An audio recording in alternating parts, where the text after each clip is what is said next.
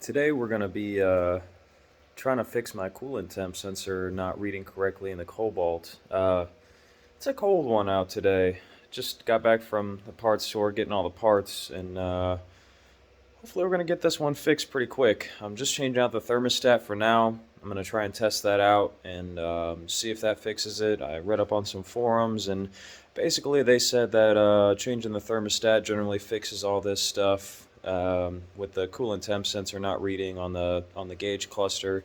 It's a digital readout on the Cobalt, so instead of having like an actual mechanical gauge, it's digital, and right now it's just reading 3 dash marks instead of the actual temperature level. So I'm going to change out the thermostat first, see if that makes a difference. That's what a lot of those Cobalt forums said to change out. And if it doesn't work after doing some driving, disconnecting the battery, trying to reset it, I got a coolant temp sensor as well. It's pretty easy to fix up, but yeah, we're going to get into it. As you can see here, the coolant temp sensor is not reading at all, so we're going to try and fix that. First things first, we're going to try and get back in here, and the thermostat, if you can see it, is way down in there. So yeah, I'm going to grab some tools and try and get down on there and change that thing. Alright, as you can see here, I've got my 10mm socket on a long extension, and I'm just going to get in there. I don't know if you can see what I'm doing here, but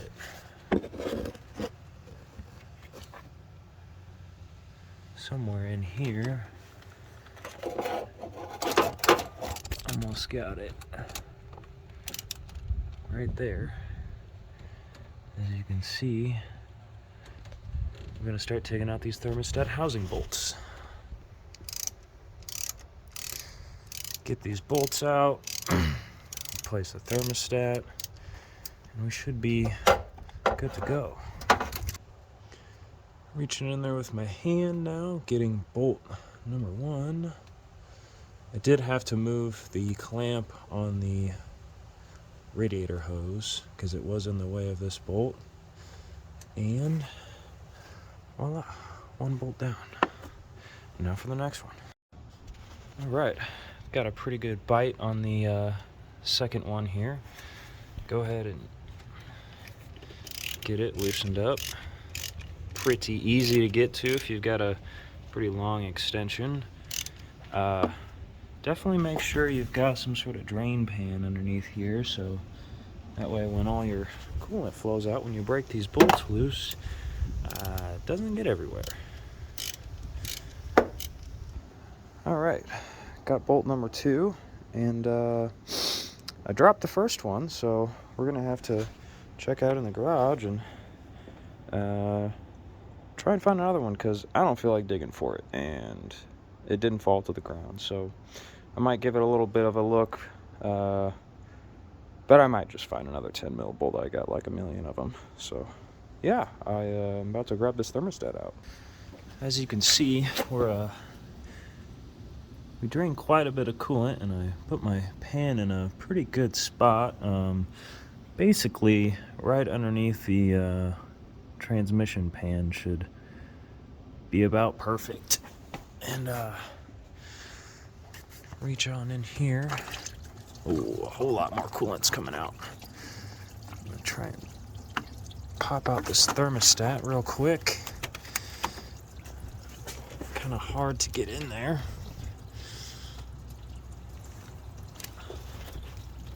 I ended up using this long screwdriver here to kind of pry at it just a little bit, but here's our old thermostat with the gasket just absolutely destroyed. It wasn't even sealing right. I bet this thing doesn't even work anymore. I mean, look at that top gasket. It's like just ruined. And it was spitting out coolant in between these 2 holes here. So this thermostat definitely failed. It was stuck open. My car was not getting to operating temperature within a reasonable amount of time, so it's throwing a code and not reading the coolant temperature properly. So we're gonna grab the other one and stick it in there and put her back together.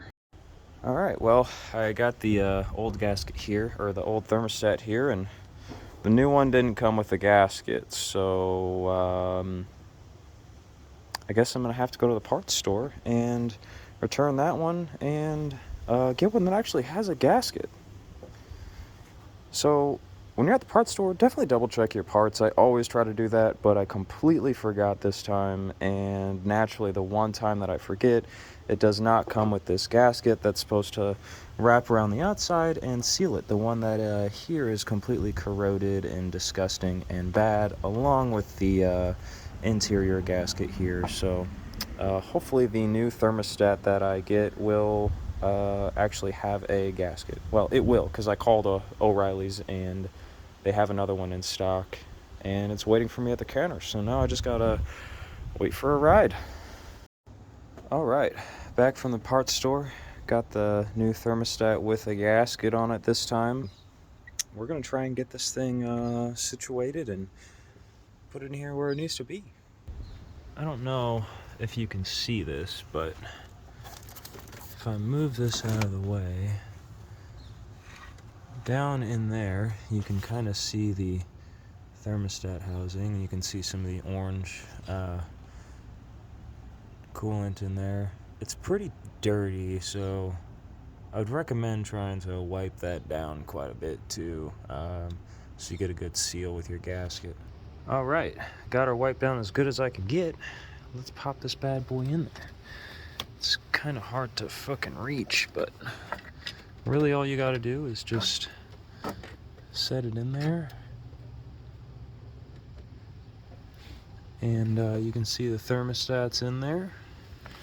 We're gonna put the housing back on and get our bolts in there, and we should be good to give her a test drive. I'm not going to make you suffer digging through my little bucket of bolts here, but it's always nice to have extra bolts in case you're like me and lose one of these. So yeah, keep your extra bolts, guys. It helps. After a little bit of digging, I found the exact matching bolt here. Both 10mm, both the same thread pitch. So I'm gonna get them in. All right, bolt number 1 is started here, and I'm gonna slip this extension down in there. Sorry for my bad camera skills here.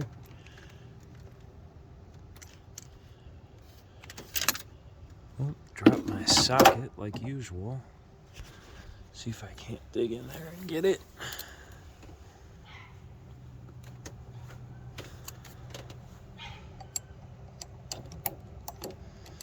And put this sucker on there. It's kind of hard to push it through all these wires and the harness and everything, but once you do get it on there, it's pretty easy to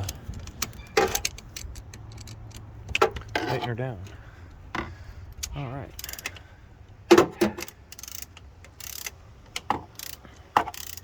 Got it on there. Tighten it up.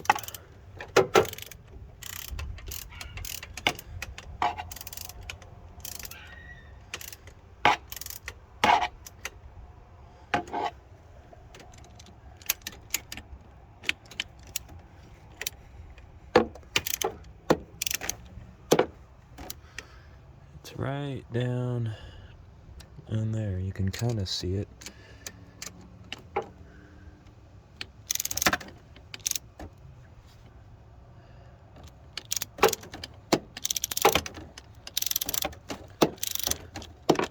It's really hard to get a good bite on this thing, but I think I finally got it.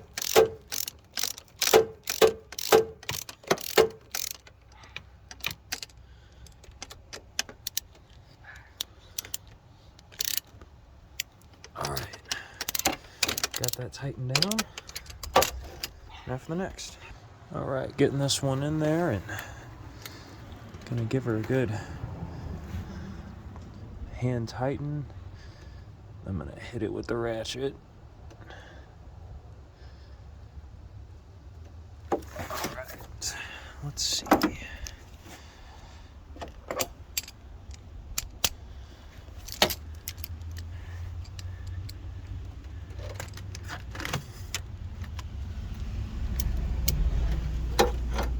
I had to loosen up the other one so I could move the housing a little bit to make sure I could get this bolt threaded in without cross-threading it. So I'm going to tighten this thing up.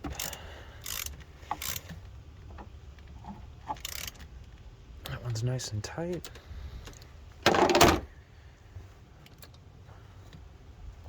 Always disconnecting every single link every single time.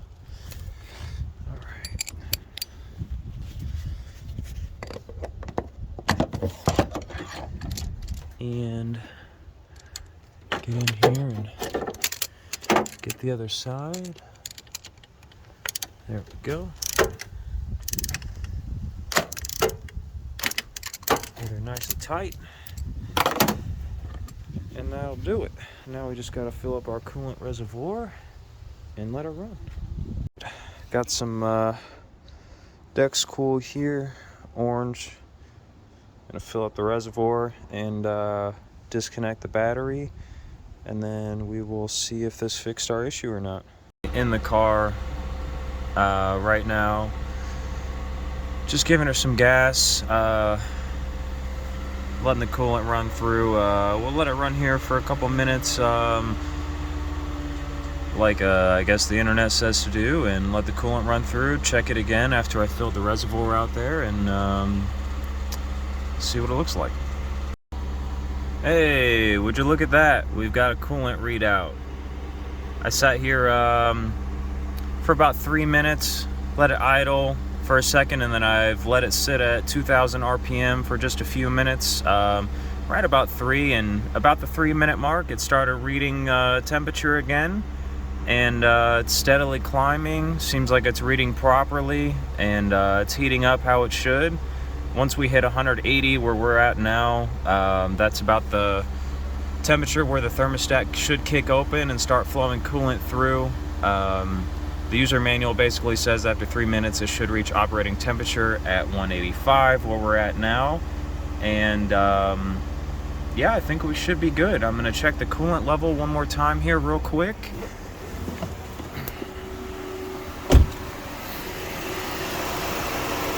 Coolant level looks to be pretty good. I spilled a little bit on there. Looks to be running okay to me for right now, so I think we should be okay. We'll call this one fixed up and done. Start posting more stuff on here soon. Still working on the bike. Not much to update on here except I painted these black. The foot pegs, they look a lot better than the aluminum polished since the whole bike is black. And this is a 1000 RR, and I ordered some fairings, but of course they say Fireblade, which I mean, it's pretty much the same bike, not quite, but yeah, I complained to them and they refunded me half of what I paid for the fairings. So shout out to Octmarts. They hooked me up with some really good looking fairings, and they gave me money back for their painter's mistake, because the tail piece right here, it does say 1000 RR like it should, maybe not in the correct font, but it's still there. And the side pieces where everyone is going to see say Fireblade, but oh well.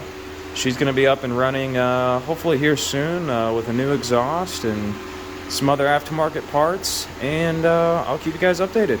Please give me a like, maybe subscribe, and keep checking it out. Alright guys, we are on the road through the neighborhood, and it looks like we're getting good temperature. It hasn't reached above 200. It was getting pretty high before. I think it was getting stuck shut, and it blew through that seal and was just barely flowing. Cleared our check engine light, and I think we're all good to go. We're not leaking any fluids. The temperature is pretty steady. So if you ever have your coolant just all 3 dash marks, sometimes you'll get a check engine light from I've read on the internet. Just change your thermostat first. Don't waste your time on the engine coolant temp sensor. I don't think that was the problem here. I think it was just the thermostat, so I would start there. That's the cheapest thing to buy. I did end up buying a temp sensor, so I am on my way to return that and get my money back, and I think we've got her all fixed up and done. Stay tuned for the next thing.